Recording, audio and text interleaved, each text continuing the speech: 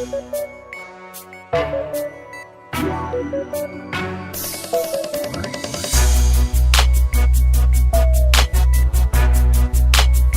everyone, and welcome to this brand new edition of The Take. I'm your host, as always, Kendra Dix, telling you everything you need to know, the latest current events and stuff like that that's been trending lately. But we're glad you're here on The Take on this Thursday, February 8, 2018. Man, feels like I'm getting a little bit older now. I'm almost in my 30s now. One more year of my 20s, and that's it. I'm not 20s, and I ain't gonna be in my 20s no more. But I better make the most of it. Doing this show with y'all is a blessing. You know, hey, welcome into your homes. Alright, let's get to the big story. The big story this week is, man, after months of speculation, Kylie Jenner gives birth to a baby girl who weighed 8 pounds and 9 ounces on February 1st. Watch this as Kylie makes her announcement.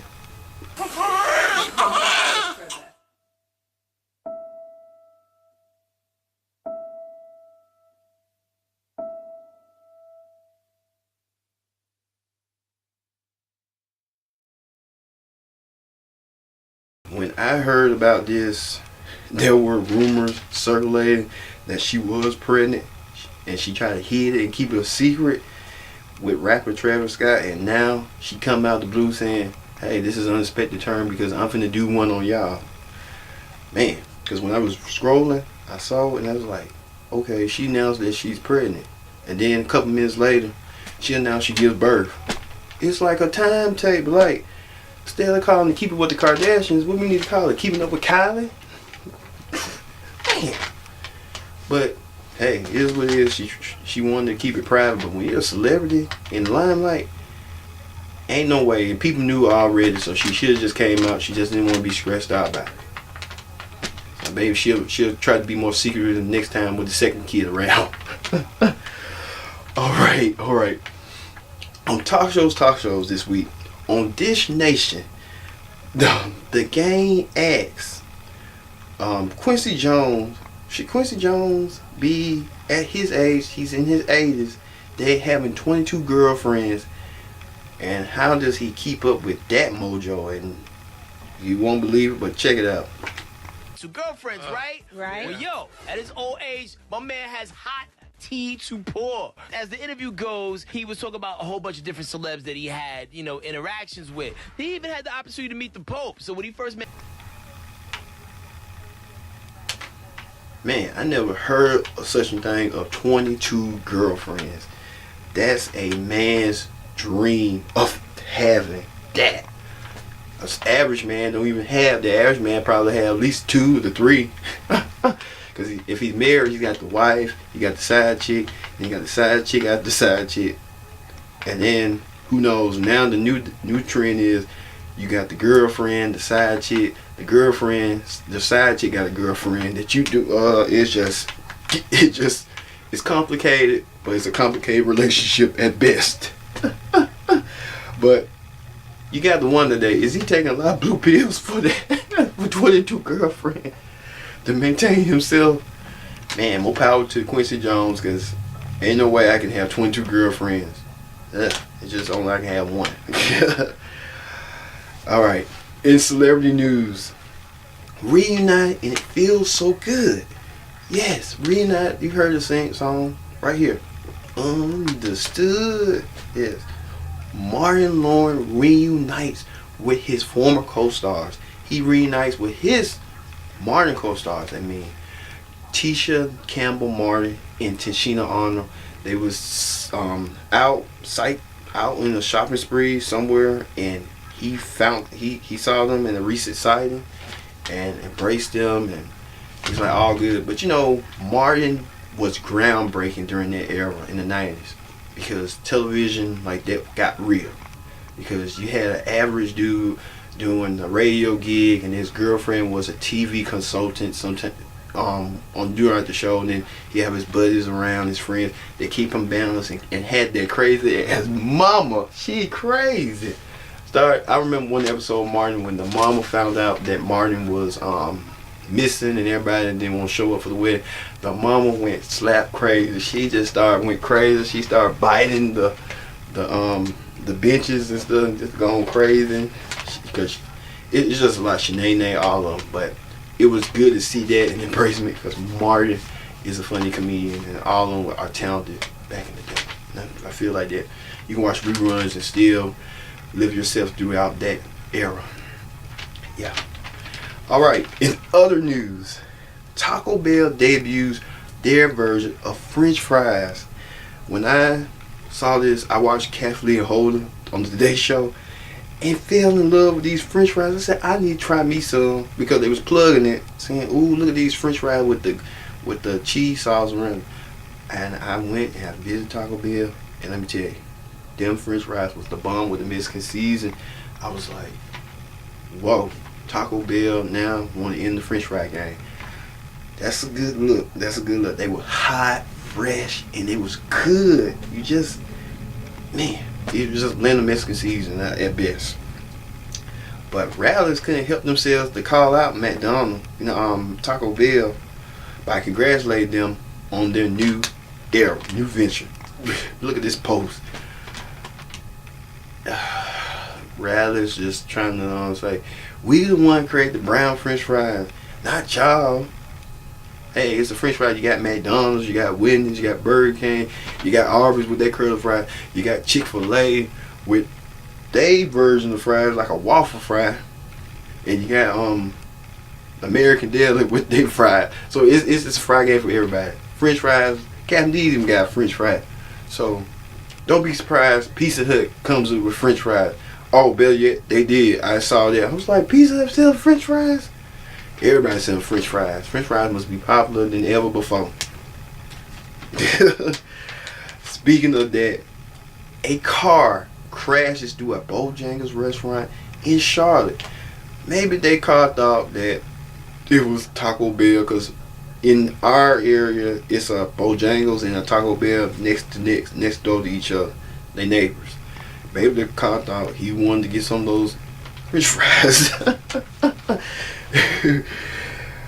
Man, he was like, oh, I want some French fries. I'm craving for them. Crave for this. Better yet. Alright, when we return, we're going to have a political rundown and more. This is The Take on Connect TV. Stay tuned.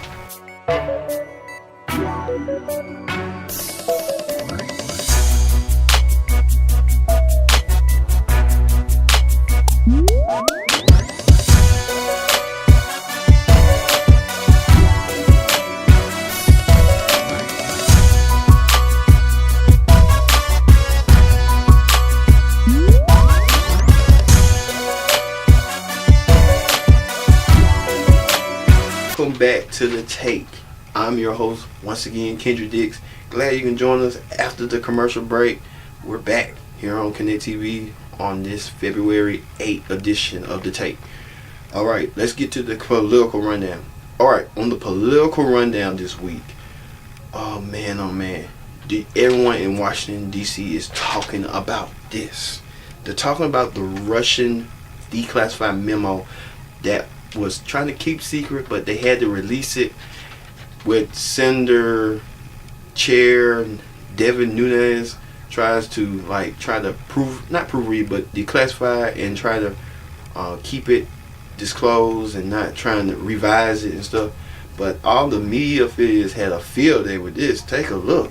Former British intelligence agents who had been hired by a Democratic research firm was used and a critical part of the application for surveillance. Admitted to Orr his feelings against then-candidate Trump in September of 2016, when Steele told Orr that he, Steele, was desperate that Donald Trump not get elected and was passionate about him not being president. So that information goes on and on. There was no collusion. There was no obstruction. The word now used because after 1 year of looking endlessly and finding nothing, collusion is dead. This is an American disgrace. The memo vindicates Trump? Of course, not at all. And in fact, on the issue of collusion, what the memo indicates is the investigation didn't begin with Carter Page. It actually began with George Papadopoulos, someone who was a foreign policy advisor for candidate Trump, and someone who was meeting secretly with the Russians and talking about the stolen Clinton emails. Man, oh man. I guess when you doing all this, doing all this politics stuff, politics can get very tricky. Believe me, it can. But, man, Donald Trump went on a tirade and tried to clear himself, saying he was vindicated by all means by this matter. Look at these tweets. Man, one thing about the president is he likes to put the story out there before the story gets broken. So he to be the one, the horse's head to tell it. And then he put this another tweet out. Oh my God. He just sent out a tweet like, I didn't have nothing to do with it. The Russians, me and the Russians, no collusion. Well, President Trump was waiting, his Mueller, who he appointed, is waiting to be interviewed, the president, but the president's lawyer trying to say, hold on for a minute, pump the brakes, because we got to get to where we got to get to. But in Washington, it's really, really messy, and it's really getting dissected piece by piece. So we'll keep an eye on this story, because this story is kind of getting a little bit out of control. You believe me? All right, finally, the viral video of the week. Now, you saw early on the show where I had confronted a customer, but that was a sketch, comedy. But this customer, she was angry and she couldn't take it anymore because she wanted a book written by Paul Sheldon. Take a look. Man, you see how she confronted this employee, and he looking like scared and looking like, oh. I was in this situation, but look at him, man. We don't have that book. We don't have a book called Paul Sheldon. And you saw me earlier in the show. But it turns out that the video was a fake. So the best part of it was she's screaming on top of her lungs. She's mad at him. And she just she's more like Monique. She's just a laid case nut job. But hey, she better yet be the character of the lady from Misery. You ever thought about that? She might be living vicariously as that lady, and she kind of relates to that lady background in her shape and said, she like me and I'm like her and I want to be like her and I want to cause havoc and cause chaos everywhere I go. I'm looking for Paul Sheldon. That's why she came up there looking for him, trying to see what Paul Sheldon working at the bookstore, so she can just kidnap him and just take him away. You ever thought about that? Yeah. That's some crazy stuff. These people are delusional. Alright, nothing delusional about you. But thank you for watching The Take, and I'll see you next week. Peace.